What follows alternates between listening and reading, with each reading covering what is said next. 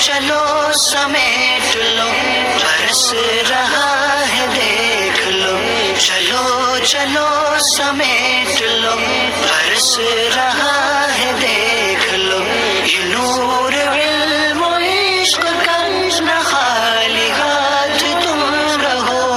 علم نور ہے، علم نور ہے، علم نور ہے، علم نور ہے۔ بسم اللہ الرحمن الرحیم۔ الصلاۃ والسلام علیک یا رسول اللہ، الصلاۃ والسلام علیک یا نبی اللہ، الصلاۃ والسلام علیک یا حبیب اللہ وعلی آلک و اصحابک یا نور اللہ صلی اللہ تعالی علیہ وسلم۔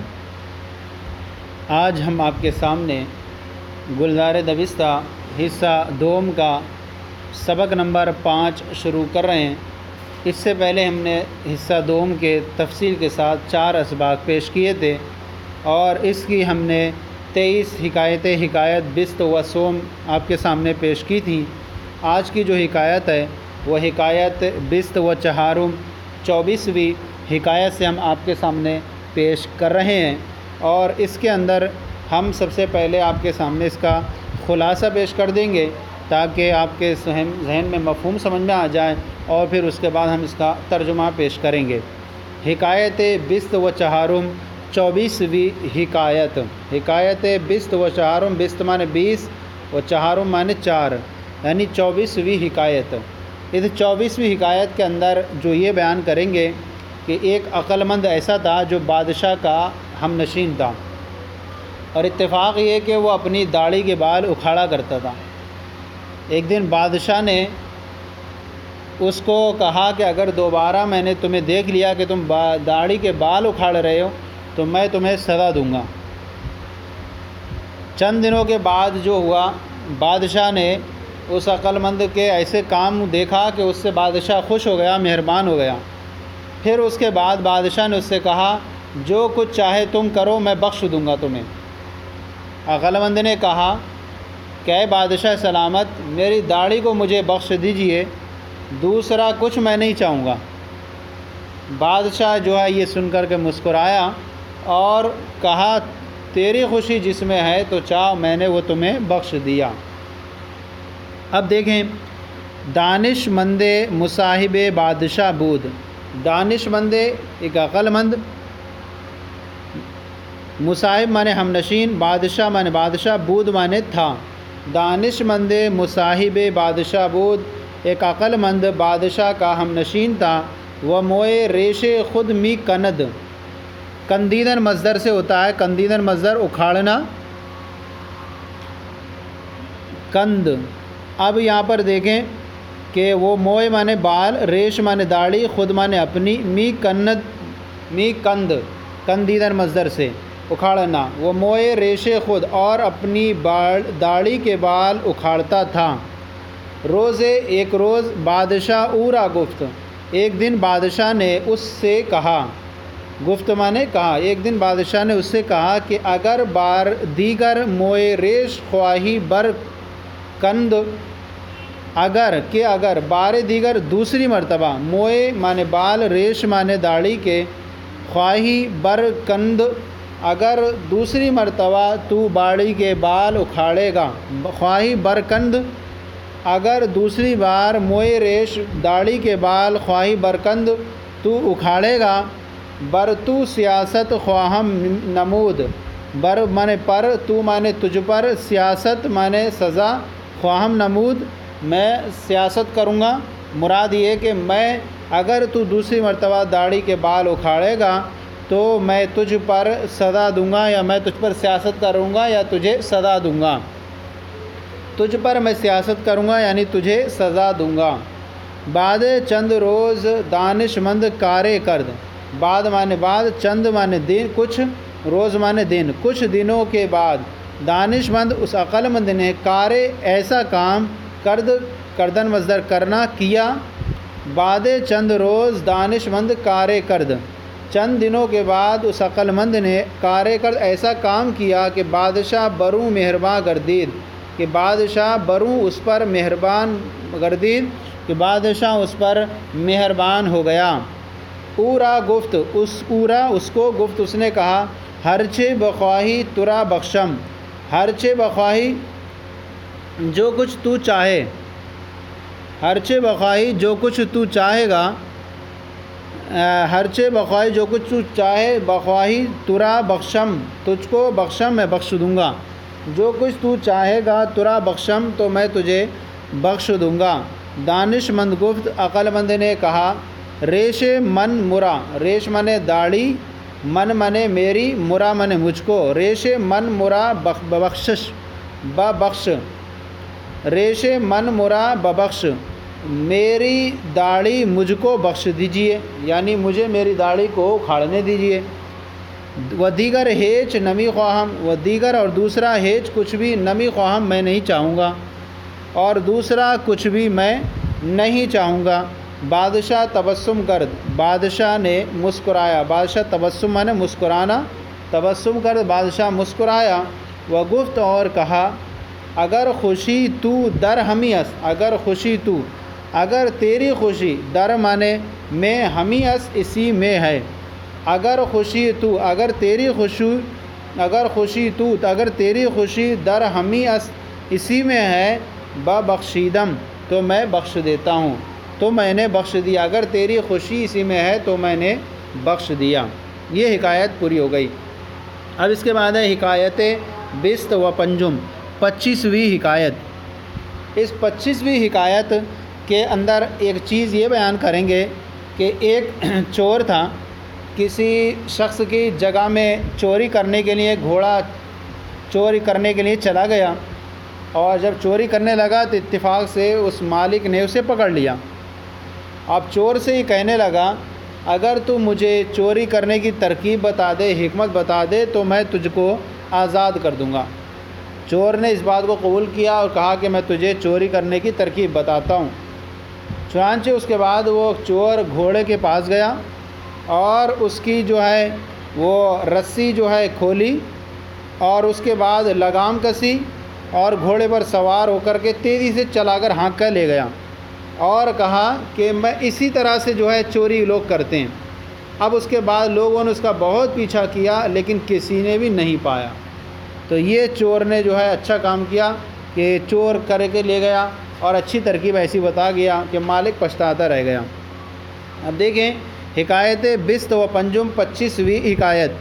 دزد در مقام شخص برائے دزدیدن اسب رفت، دزد مانے دزد کوئی چور، در مانے میں، مقام جگہ، شخص کسی شخص کی جگہ میں، برائے مانے لیے، دزدیدن مصدر چوری کرنا، چوری کرنے کے لیے، دزدیدن اسب، اسب مانے گھوڑا، گھوڑے کو چوری کرنے کے لیے، رفت گیا، رفتن مصدر سے رفت گیا۔ اب فرماتے ہیں دزد در مقام شخص، ایک چور کسی شخص کی جگہ میں، برائے دزدیدن اسب، گھوڑا چوری کرنے کے لیے، رفت گیا، اتفاقاً گرفتار شد، اچانک، اتفاق سے اچانک، یکایک گرفتار شد، گرفتار ہو گیا۔ صاحب اسب دزد را گفت، صاحب مانے والا، اسب مانے گھوڑا، گھوڑے والے نے یا مالک کے گھوڑا، گھوڑے کے مالک نے، دزد چور، را کو گفت کہا، یعنی گھوڑے کے مالک نے چور سے کہا اگر حکمت دزدی اسب مرا بنمائی ترا آزاد بکنم، اگر حکمت دزدی، دزدی مانے چوری کرنے کی، حکمت مانے ترکیب، اسب مانے گھوڑا، اگر حکمت دزدی اسب، اگر گھوڑا چوری کرنے کی ترکیب، مرا مجھ کو، بنمائی تو مجھے بتا دے، مرا بنمائی مجھ کو بتا دے، اگر گھوڑا چوری کرنے کی ترکیب، مرا بنمائی تو مجھے بتا دے، ترا آزاد بکنم، ترا تجھ کو، آزاد بکنم میں آزاد کر دوں گا۔ دزد قبول کرد، چور نے قبول کیا، نزد مانے قریب، اسب مانے گھوڑا، رفت مانے گیا، نزد اسب رفت، گھوڑے کے قریب گیا، و رسن پائے او کشاد، رسن مانے رسی، پائے مانے پیر، او مانے اس کے، کشاد مانے کھولی، و رسن پائے او اور اس کے پیر کی رسی کھولی، و بعد ازاں لگام داد، و بعد مانے بعد، ازاں مانے اس کے، و بعد ازاں اور اس کے بعد لگام داد، لگام دے دی یعنی لگام کس دی. پس بر اسب سوار شد، پس مانے پھر، بر مانے پر، اسب مانے گھوڑے پر، سوار شد سوار ہو گیا، پھر گھوڑے پر سوار ہو گیا. و تیز راند، راندن مصدر چلانا ہانکنا، و تیز راند اور تیز ہانکا. و گفت اور کہا، بی دیکھو، بی تو دیکھ، امر ہے، ای طور دزدی می کنند، اس طرح سے چوری می کنند لوگ کرتے ہیں، اس طرح سے لوگ چوری کرتے ہیں. مردمہ ہرچے تعاقب او کردند، مردمہ لوگوں نے، ہر چند کتنا ہی یا کیسا ہی، جتنا بھی، جس قدر، ہر چند مردمہ لوگوں نے جس قدر تعاقب او کرد اس کا پیچھا، تعاقب مانے پیچھا، او کرد اس کا کردند کیا، لوگوں نے جس قدر بھی اس کا پیچھا کیا نیافتند نہیں پایا اور وہ گھوڑا لے کر کے چلا گیا. اب اس کے بعد حکایت بست و شسم یعنی 26ویں حکایت. 26ویں حکایت جو ہے اس کے اندر یہ چیز بیان کریں گے کہ اس کے اندر ایک شخص بہت غریب اور مفلس تھا، صرف ایک گھوڑا اس کے پاس تھا، اس کو اپنے استبل یعنی گھوڑا باندھنے کی جو جگہ تھی وہاں پر باندھتا تھا. لیکن ایک دن اس نے کیا کیا، جس طرف گھوڑوں کا سر ہوتا تھا اس طرف اس نے اس کی دم کر دی اور لوگوں کو پکار کر کے کہنے لگا، ارے آج دیکھو تعجب ہے لوگوں، عجیب تماشا دیکھو کہ آج تو گھوڑے کا دم، سر دم کی جگہ ہو گیا ہے. اس کے بعد شہر کے سارے تمام لوگ جمع ہو گئے. جو آدمی بھی استبل میں جانا چاہتا تھا تماشا دیکھنے کے لیے تو اس سے تھوڑے سے پیسے لیتا رہتا تھا اور اس کو راستہ دیتا تھا، جاؤ استبل میں جا کر کے دیکھو. اور ایسا ہوا نہیں تھا کہ گھوڑے کا سر دم کی جگہ اور دم سر کی جگہ، لیکن جب آدمی پہنچا جا کر کے آ کے واپس آتا تھا شرمندہ ہو کر، اس جگہ سے واپس آ جاتا تھا اور کچھ بھی نہیں کہتا تھا. اس طرح سے اس نے جو ہے اپنی مفلسی کو ختم کرنے کے لیے اچھا اس نے تماشا کیا اور پیسے لوگوں سے حاصل کر لیے. حکایت بست و شسم 26ویں حکایت. شخص بسیار مفلس بود، شخص ایک آدمی، بسیار مانے بہت، مفلس بود کنگال غریب مفلس تھا. ایک شخص بہت زیادہ کنگال غریب تھا. اسپ داشت، اسپ ایک گھوڑا، داشتن مصدر رکھنا، داشت رکھتا تھا، ایک گھوڑا رکھتا تھا. آ را در استبل بست، بستن مصدر باندھنا، آ را، آ من اس، را من کو، در من میں، استبل گھوڑوں باندھنے کی جگہ. آ را اس کو استبل میں اس نے باندھ دیا. لیکن طرفے کے سر اسپا شود او را دم او کرد. لیکن طرفے، لیکن جس طرف کے سر اسپا گھوڑوں کا سر شود ہوتا ہے، او دم او کرد اس نے اس کی دم کر دی.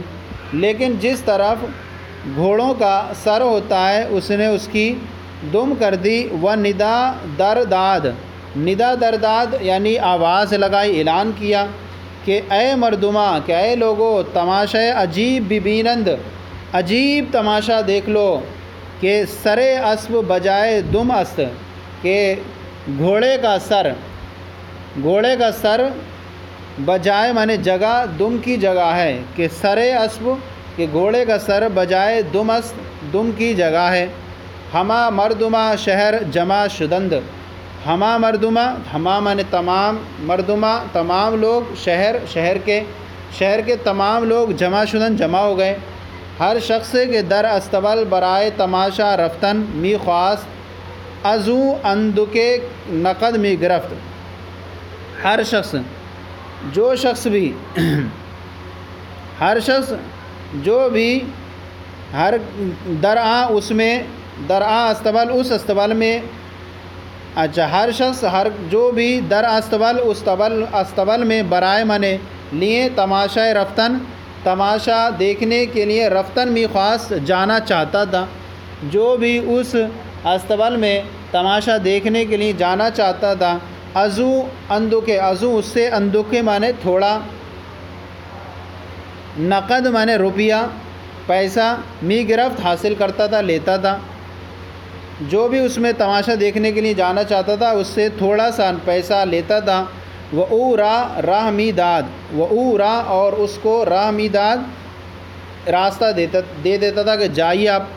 ہر کے درآ استبل می رفت، ہر کے جو بھی درآ اس استبل میں، درآ استبل اس استبل میں می رفت گیا، شرمندہ از آ جا باز می آمد، جو بھی اس استبل میں جاتا تھا شرمندہ از آ جا، از آ اس جا مانے جگہ، اس جگہ سے شرمندہ ہو کر باز می آمد واپس آ جاتا تھا۔ وہ ہیچ نمی گفت اور کچھ نہیں کہتا تھا۔ جو بھی اس جگہ استبل میں جاتا تھا، جو بھی اس استبل میں جاتا تھا، شرمندہ از آ جا اس جگہ سے شرمندہ ہو کر باز می آمد واپس آ جاتا تھا۔ وہ ہیچ نمی گفت اور کچھ نہیں کہتا تھا۔ اس کے بعد یہ ایک حکایت ہم پیش کر رہے ہیں صفحہ نمبر 30 کی، حکایت بست و ہفتم۔ حکایت بست 20ویں اور ہفتم مانے 8 یعنی 28ویں حکایت آپ کے سامنے پیش کر رہے ہیں۔ ہفتم مانے 7 ہے تو 8 27ویں حکایت آپ کے سامنے پیش کر رہے ہیں۔ 27ویں حکایت کا جو خلاصہ ہے وہ یہ کہ بادشاہ جو امیر تیمور لنگ، اچھا یہ بھی یاد رکھیں کہ لنگ مانے ہوتا ہے، کیا ہوتا ہے لنگڑا، اور بادشاہ امیر جو تیمور تھا یہ لنگڑا تھا۔ اب یہ بادشاہ جو تیمور لنگ جب ہندوستان پہنچا تو اس نے جو ہے اچھے اچھے گویوں کو سب کو بلایا اور کہا کہ میں نے بزرگوں سے سنا ہے کہ اس شہر میں بہت ماہر گویے ہیں۔ اس کے بعد ایک نابینا گویا اس کے سامنے آیا، بادشاہ کے سامنے حاضر ہوا اور اس نے جو ہے اچھی طریقے سے نغمہ سرائی کری۔ بادشاہ بہت خوش ہو گیا اور پھر اس کا نام پوچھ لیا تو اس نے کہا میرا نام دولت ہے۔ تو بادشاہ نے کہا کہ دولت بھی اندھوں کو ملتی ہے، چونکہ وہ گویا جو تھا اندھا تھا، تو بادشاہ نے کہا کہ دولت بھی اندھوں کو ملتی ہے۔